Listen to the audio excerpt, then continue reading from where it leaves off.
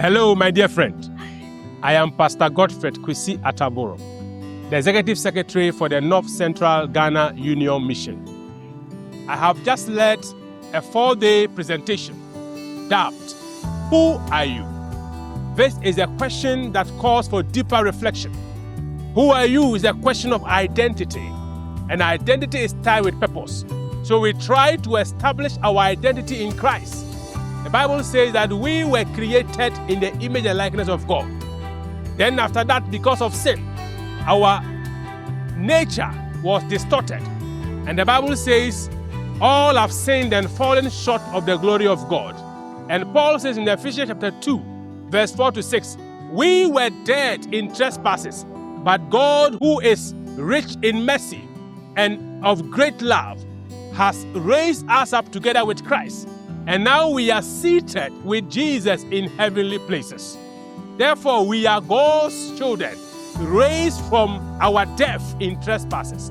Then the Bible again says that we are citizens of heaven because we are seated with Christ in heavenly places. Now, in Philippians chapter 3, verse 20, we are told that we are citizens of heaven, meaning that even though we are here on earth, we are representing heaven and Jesus here as ambassadors. And 1 John chapter 3, verse 1 to 3 says, behold, what manner of love the Father has bestowed upon us, but we should be called the children of God.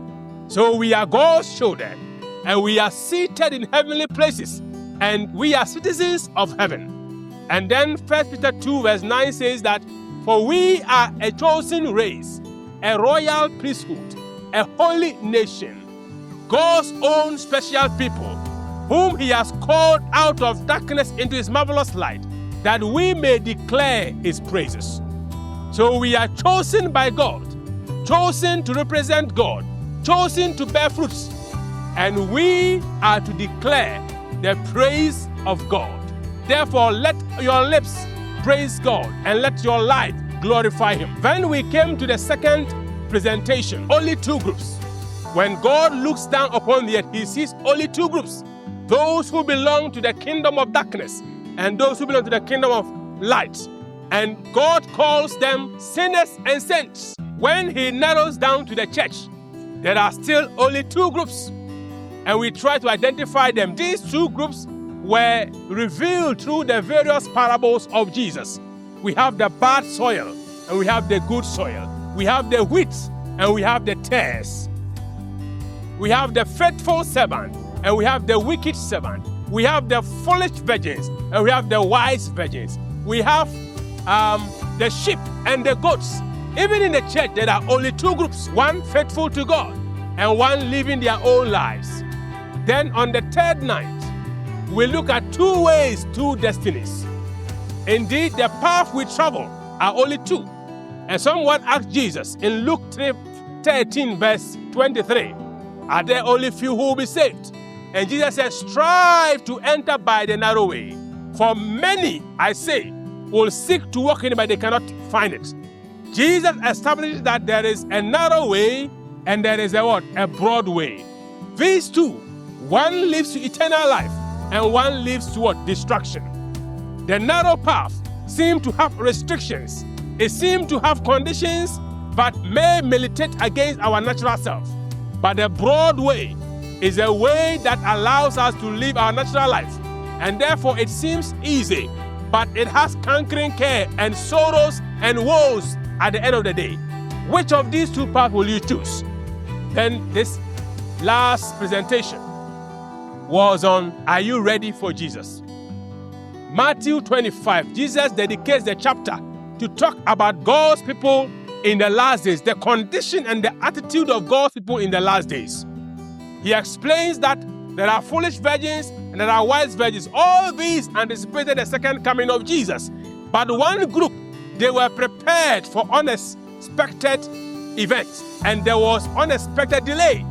And because they had extra oil, which symbolized the Holy Spirit, they were able to wait until the coming of Jesus. But those who did not take enough oil, their oil ran out and their lamps went off. Without a continual filling of the Holy Spirit, we will not be able to stay faithful to the end. Then we talk about the sheep and the goats. And Jesus says, when the Son of Man comes, he will gather all the nations and separate them into two as a shepherd, separate the sheep from the goats. And we establish that the sheep are those who, by their character, showed compassion to the suffering. But the goats are those who lived their life as if they were the only one that mattered. They did not care about the suffering. And Jesus said, inasmuch as you did this unto the least of these my brethren, you have done it unto me. Character becomes the basis for judgment. Those who by their character reveal Christ's likeness are those who will be saved. But those who by their character exhibit selfishness, they cannot be saved. And often the goats are wise in their own eyes, but the sheep are those who are willing to obey God's word, even when they don't understand, even when it doesn't make sense. The question I'm asking today, are you ready for the coming of Jesus? Then you need extra oil. You need a daily filling of the Holy Spirit. Are you ready for the coming of Jesus? Then you must reflect Christ's character in your life. All this is made possible by the abiding presence of the Holy Spirit, who transforms our lives through the Word of God. My prayer for you today is that you will spend time to establish a meaningful relationship with Jesus Christ.